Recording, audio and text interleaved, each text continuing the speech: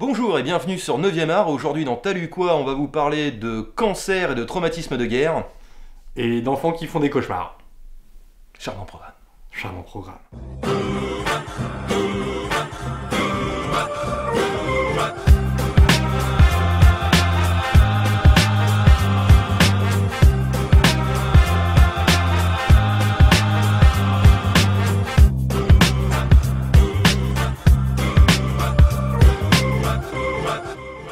Et on commence avec un peu de Fumée bleue de Denis Lapierre et Ruben Pellerero, qu'aux éditions Dupuis, collection Air Libre. Denis Lapierre qui a travaillé notamment chez Spirou Magazine j'entends, et Ruben Pellerero, né à Barcelone, qui est connu pour Le Silence de Maca. C'est deux auteurs que je ne connais uniquement à travers cet ouvrage.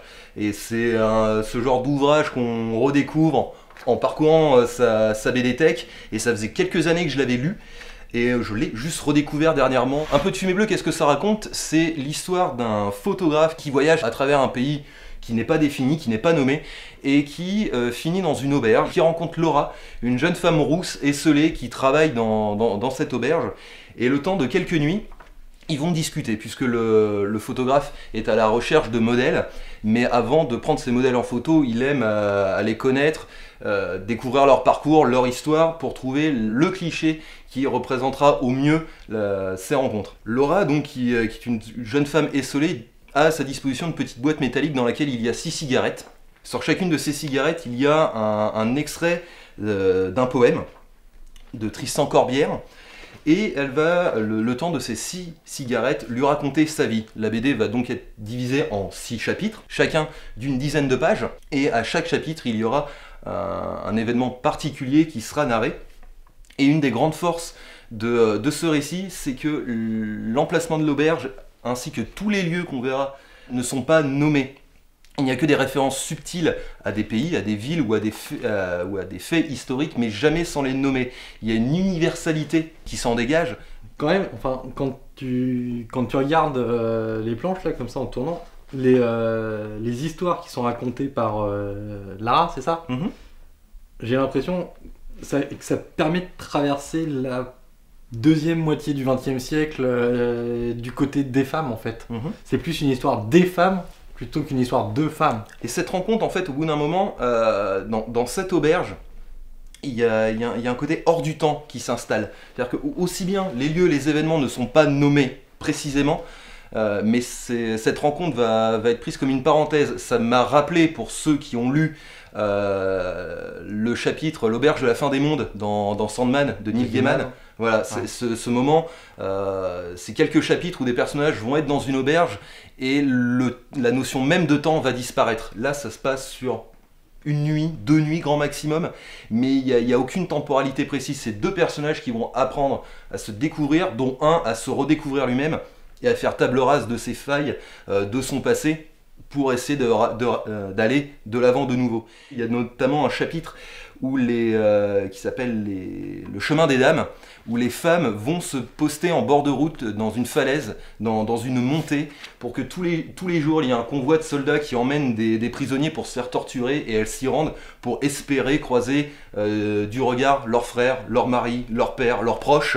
Et il y a tout un chapitre qui découle de ça, et il n'y a jamais de sentimentalisme ou de discours qui va avec la scène. C'est toujours en sous-texte. On s'intéresse d'abord à l'humain avant de parler de société ou de thèmes beaucoup plus vagues. On est à hauteur d'homme. Il y a le style de Pellerero où chaque planche, chaque choix de ton et de couleur va avoir son sens. Il y a juste à comparer les planches ancrées et les planches en couleur. C'est juste pas le même rendu, c'est pas la même histoire qui transpire à travers les pages. Et pour renforcer un peu, pour la petite anecdote, ce côté universel de cette BD, le scénariste est français, le dessinateur est espagnol, l'un ne parlant pas espagnol, l'autre ne parlant pas français, et c'est la femme du scénariste qui a traduit le scénario et la correspondance entre les 2 auteurs pour qu'ils puissent mener à bien ce projet. Donc c'est une histoire de femme. Et c'est le genre d'œuvre, c'est que tu oublies avec le temps, mais quand tu reviens dessus, tu as l'impression de la redécouvrir. Et moi, ça a vraiment été ce sentiment-là. Je l'ai relu et je me suis rendu compte que je l'avais oublié, pas parce que c'est mauvais, mais parce qu'à l'époque où je l'ai lu, j'étais peut-être pas prêt à percevoir toutes les subtilités. C'est souvent le cas comme ça. Toi, t'as lu quoi là du coup dernièrement? Le cœur de l'ombre d'Amico et Yorio, donc que je connaissais ni l'un ni l'autre. D'Amico, il a fait une BD dans les années 90, série abandonnée. Yorio, à ce que j'ai trouvé sur elle, c'est sa première bande dessinée. Alors, au niveau de l'histoire, on va suivre Luc, qui est un petit garçon de 10 ans, qui a peur de tout. Il a peur de ses copains de classe, il a peur du chien de la voisine, il a peur de l'ombre, il a peur de tout, parce que sa grand-mère lui raconte des contes italiens, il est italien d'origine, et dans ces contes, on apprend l'existence d'un espèce de croque-mitaine qui s'appelle Uomo Nero. Le petit Luc a peur de cette créature qui vit dans l'ombre. Pas comme le croque-mitaine français qui vit sous notre lit, mais il vit dans l'ombre. Et donc, toute l'histoire va démarrer à partir du moment où Luc et le Uomo Nero vont rentrer en contact. On va suivre Luc dans son rêve ou dans sa nouvelle réalité pour essayer de retrouver ses parents. Le reste, je vous laisse le découvrir en lisant les pages parce que sincèrement, c'est un très très bon bouquin. On va donc suivre une espèce de petite quête initiatique en un volume, mais en 2 chapitres. Le chapitre 1, qui s'appelle L'ombre, va nous présenter les personnages principaux et l'objet de la quête. Le chapitre 2, qui s'appelle La lumière, va lui nous amener et amener Luc à vaincre ses peurs et peut-être à revenir. Moi, ce que j'ai beaucoup apprécié, c'est la mise en couleur qui est divisée en fonction des ambiances et en fonction des lieux. Et la mise en cases est elle aussi divisée en fonction des ambiances et en fonction des lieux. C'est-à-dire que les cases vont être plus ou moins stables en fonction de si on est dans la réalité, si on est dans le rêve, si on est dans l'ombre, si on suit tel ou tel personnage. Les bulles en elles-mêmes, on va avoir des bulles noires sur fond blanc pour les humains et des bulles blanches sur fond noir pour les créatures de l'ombre. Et on va toujours avoir cette impression on sait jamais si on est dans le rêve, si on est dans la réalité ou si on est dans la réalité de Luc passant d'un monde à l'autre. Et ça, c'est très original.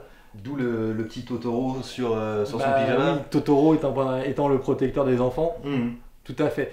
Et il y a autre chose, moi, que j'ai...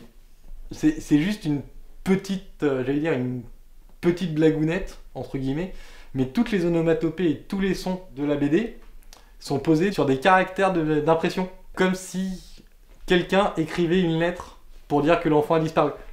Pour moi, de toute l'année 2016 jusqu'à aujourd'hui, c'est dans mon top 5 des BD de l'année, dans mon top 5 des BD 2016 quoi. Et c'est vraiment un petit bijou, facile à lire pour les enfants, même s'il y a s'il y a pas mal de textes, les enfants ils trouveront totalement un conte qui leur permettra de s'adapter et d'apprendre à lire prodiquement, et facile à lire pour les adultes qui retomberont en enfance. Donc sincèrement, Le cœur de l'ombre, très bon bouquin, très bonne surprise.